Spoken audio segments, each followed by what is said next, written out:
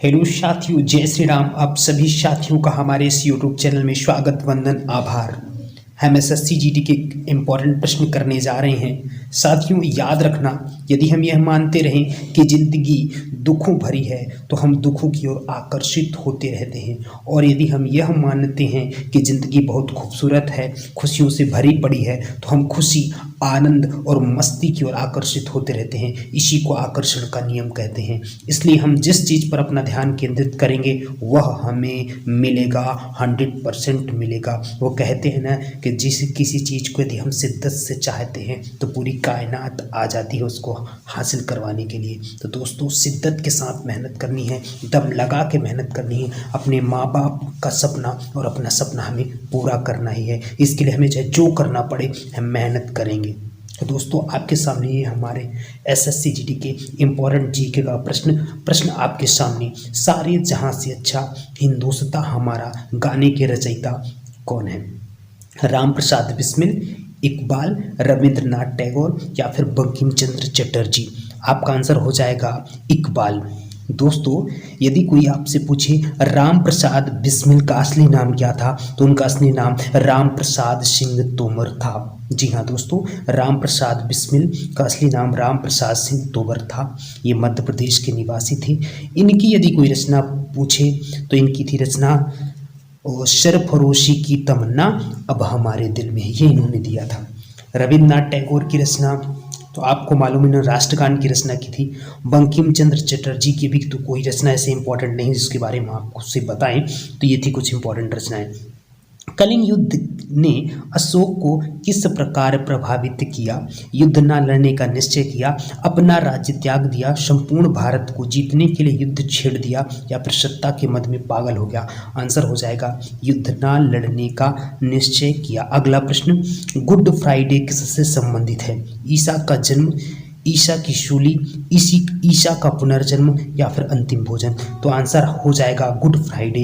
ईसा की सूली से संबंधित है, उन्हीं के उसमें ये गुड फ्राइडे मनाया जाता है। अगला प्रश्न आपके सामने, सन 1670 ईस्वी में शिवाजी ने अपने विधिवत सिंहासन रोहण की पश्चात कौन सी उपाधि धारण की थी? जी हाँ, सन 1670 ईस्वी में शिवाजी ने अपने विधिवत सिंहासन रोहण के पश्चात कौन सी उपाधि धारण की थी?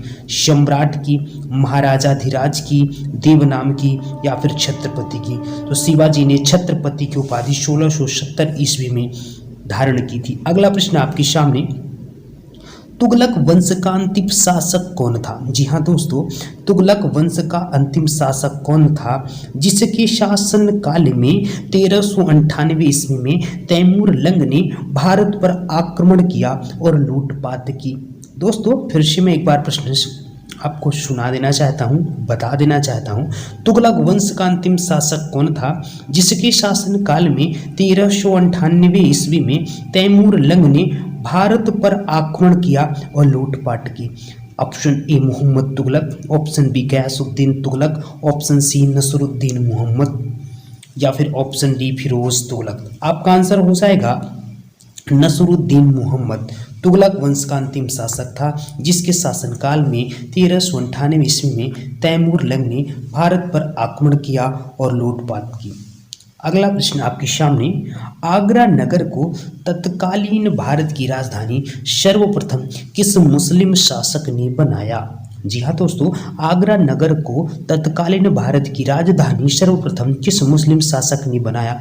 अकबर, हुमायूं, सुल्तान सिकंदर लोधी या फिर शाहजहां?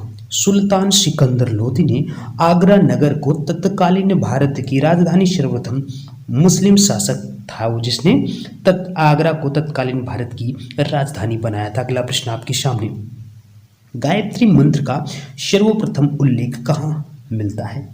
ऋग्वेद में, अथर्ववेद में, उपनिषद में या फिर पुराणों में? तो आंसर हो जाएगा ऋग्वेद में। गायत्री मंत्र का सर्वप्रथम उल्लेख ऋग्वेद में मिलता है। मुगल सम्राट जहांगीर की कब्र कहाँ स्थित है? आगरा में, श्रीनगर में, दिल्ली में या फिर लाहौर में? आपका आंसर हो जाएगा लाहौर में। जी हाँ दोस्तों, जहांगीर की कब्र लाहौर में स्थित है। दोस्तों यदि आपसे पूछा जाए बाबर की कब्र कहाँ स्थित है तो काबुल में। यदि आपसे पूछे हुमायूं की कब्र कहाँ स्थित है तो दिल्ली में।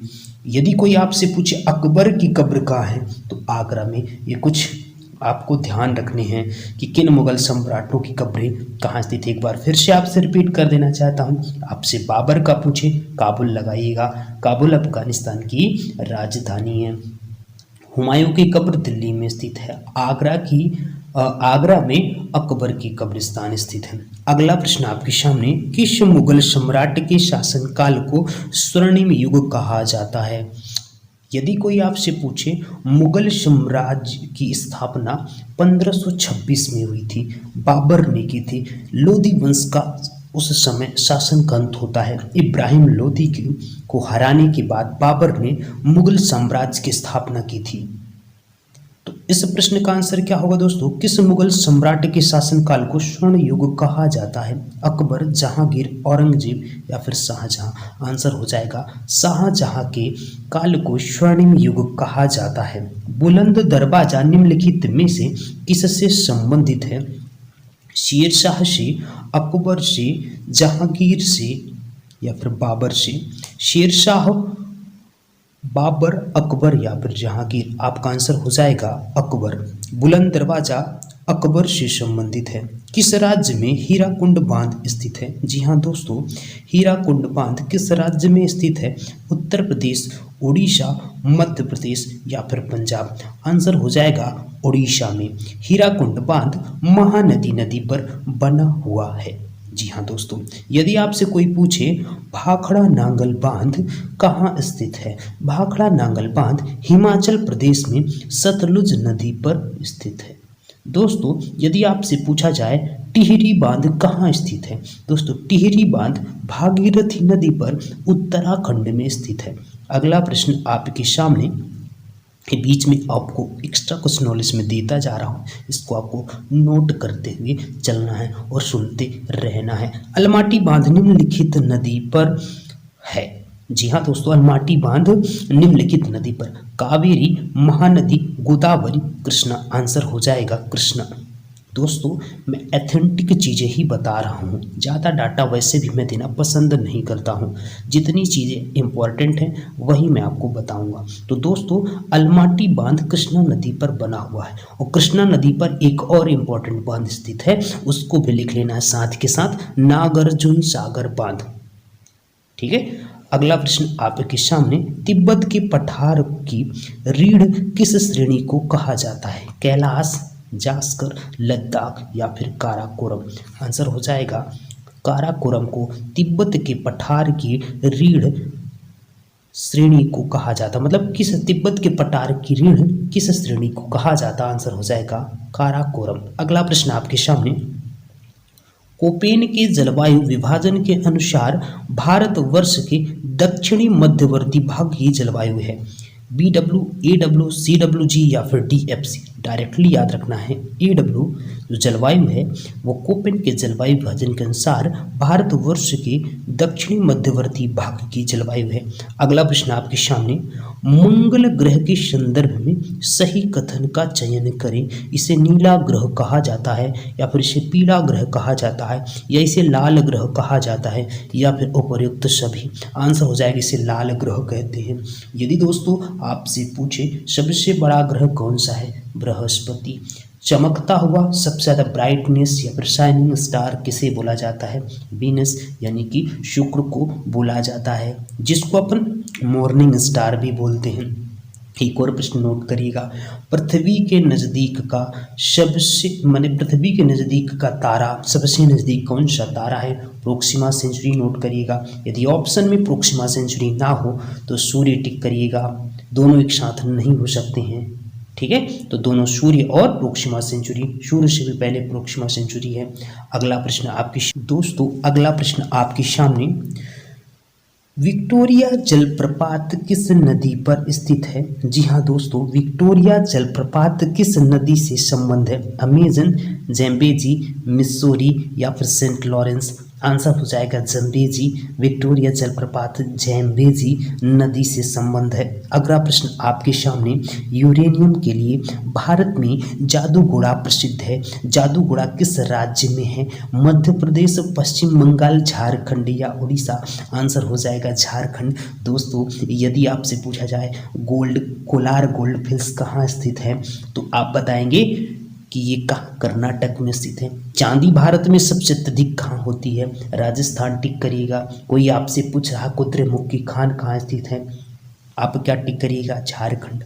यदि आपसे हाईएस्ट सबसे ज़्यादा मिनरल भारत में कहाँ पाए जाते हैं, टिक करिएगा झारखंड। झारखंड में छोटा नागपुर का जो पठार है, भारत में पहले तेल स्थल जहाँ पे तेल की खुदाई हुई थी, असम डिगबोई में स्थित है। तो ये कुछ क्वेश्चन भी आपको दिमाग में रखना या फिर नोट कर लेना है। चलिए चलते हैं अगले प्रश्न आपके सामने। उस वास्तुकार का नाम बताइए जिसने चंडीगढ़ शहर का नक्शा बनाया था।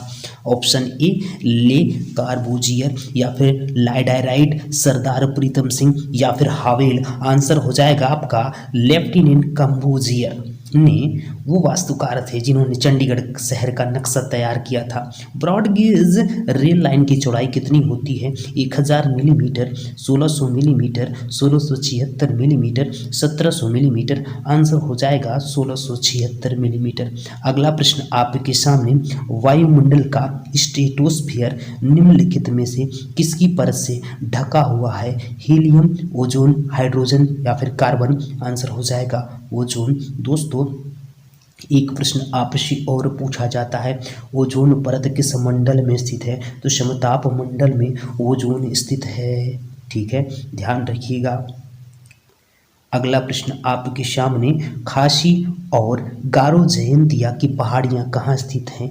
मेघालय में, नागालैंड में, मिजोरम में या फिर मणिपुर में? मेघालय में आंसर हो जाएगा। गारो खासी जयंतिया ये पहाड़ियाँ होती हैं, गारो खासी जयंतिया मेघालय में स्थित है। और गारो खासी जयंतिया नाम की जनजाति भी मेघालय में स्थित है।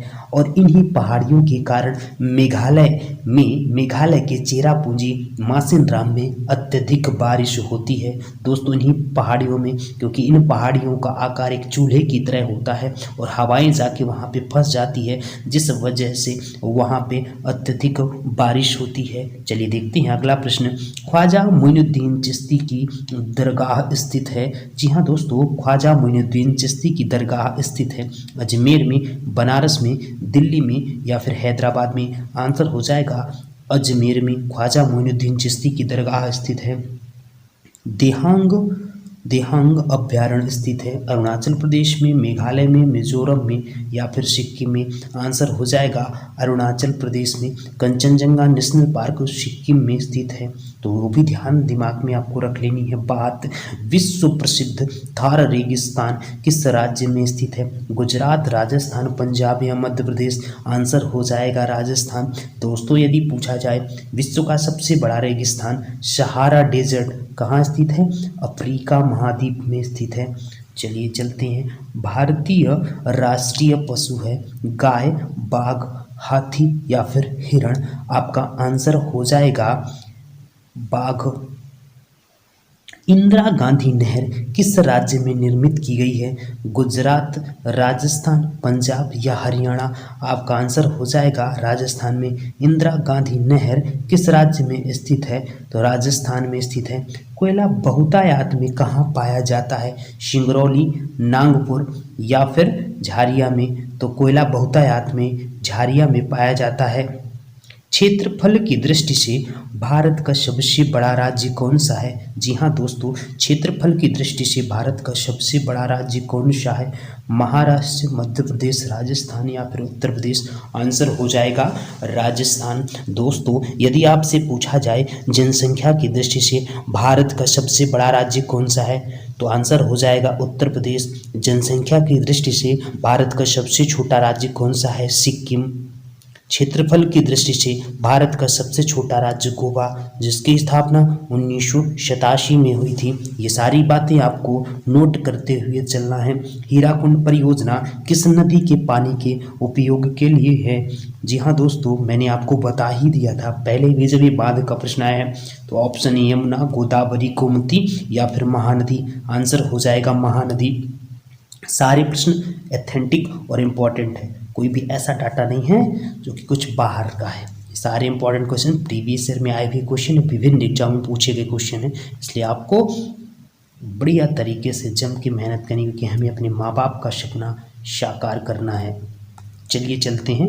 लखनऊ किस नदी के किनारे बसा है? गोदावरी, कोशी, ब्रह्मपुत्र या फिर गोमती।